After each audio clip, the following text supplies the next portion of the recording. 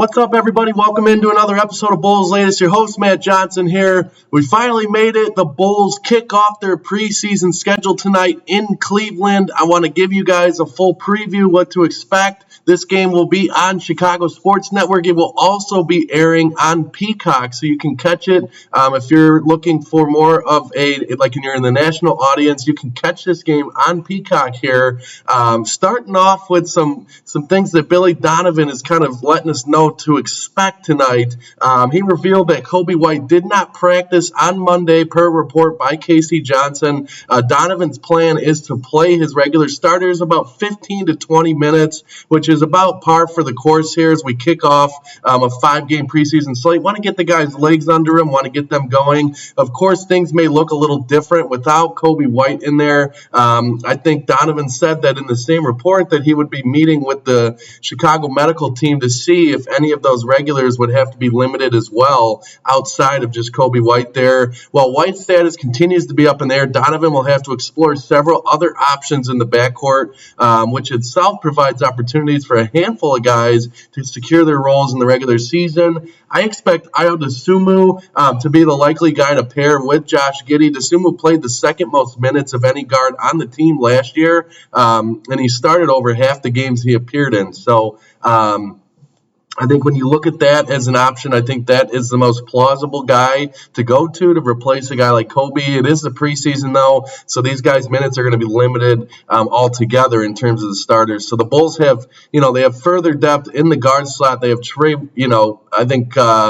Jones and Kevin Huerter, who both came to Chicago in the Zach LaVine trade last season. White will continue to be the first option when he's healthy when it comes to the guards, alongside Giddey, but the Bulls certainly aren't thin when it comes to this position. So I would like to see Trey Jones get on the floor. Another player who could show out with the absence of Coby is Yuki Kawamura. Now, you guys know I was huge on him during the Summer League. This guy balled out in the Summer League, gave himself an opportunity, signed a two-way contract with the Bulls. He's looking to make a mark and get a spot on the regular season roster for the Bulls. That's still a long shot for him, but tonight is a great opportunity to do so, especially with Coby kind of dealing with that injury there. I think he will ultimately, Kawamura, that is, start the year in the G League, but a strong showing now could prove him as being an asset in the backcourt for the Bulls if any further injuries come up down the stretch. I think that's a good thing to have in your back pocket as a guard that you can kind of flip from G League to the big league club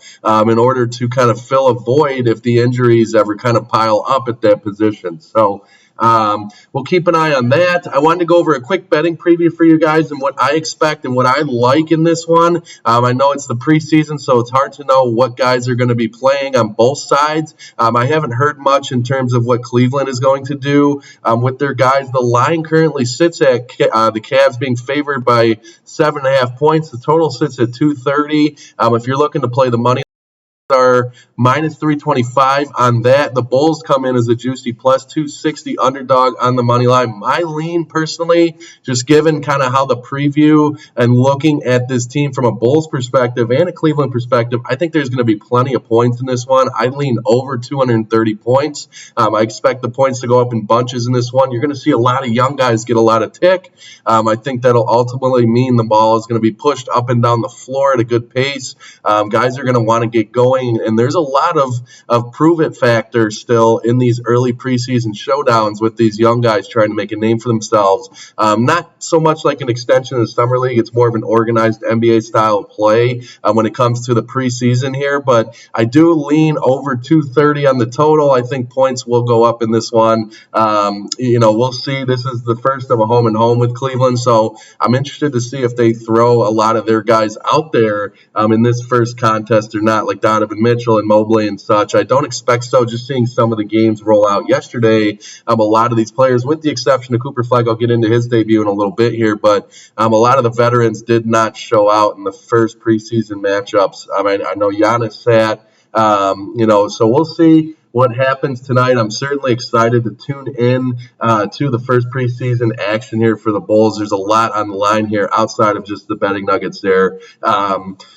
I think, kind of switching to that with the Bulls outlook on what the preseason action will tell us as Bulls fans, I think it'll give us a much better idea of whether or not Billy Donovan's high intensity practices are paying off. You've heard the Bulls are drawing a ton of charges. They're really putting an emphasis. I know last year they put an emphasis on defense. That's ramped up even more this year, and I think it's showing in practices from the reports that I've heard. Nevertheless, there's no question that the team is embracing a more physical mindset early on as well. A lot of the experts, when they look at this Bulls team, kind of going back to the numbers, are pegging the Bulls as a 38-win team this year. That total was set a while back at 32.5, if you guys remember me going over that with you guys.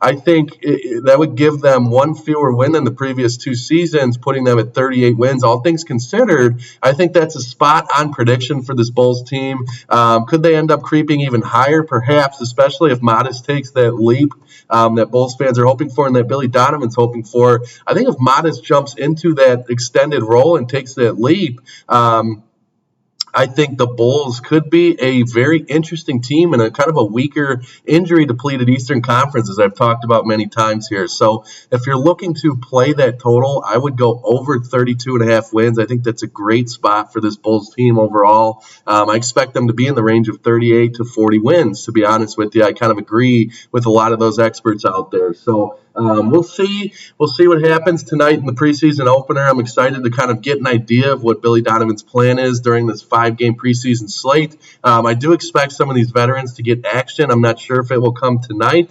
But we will keep an eye on that as well. Kind of looking around the league, some of the other preseason action that went down and some other news. It was reported by Shams Charania this morning that the Knicks and Bucks talked Giannis. I think the Knicks were really the only other team that he considered. The two teams actually talked a deal during this offseason. That's a big piece of news here because that's, one of the perennial Eastern Conference superstars that I kind of reported on way back in May and June as the summer kind of got rolling there and the free agency rumors started to swirl. I thought that Giannis and the Knicks made a ton of sense. I think the Knicks weren't necessarily kind of going all in to try and win a ring this year after going to the Eastern Conference Finals this past year, ultimately losing to the Pacers, or a year ago, I should say. So the Knicks are in that competitive window. They see an opportunity to conquer a weaker Eastern Conference. Adding Giannis would have put them at the front of the NBA championship odds, in my opinion. So that's interesting. I wonder what happened to make things fall off. I wonder if Giannis just ultimately wanted to stay in Milwaukee, or if New York just didn't want to entertain a deal, like a mega deal for him.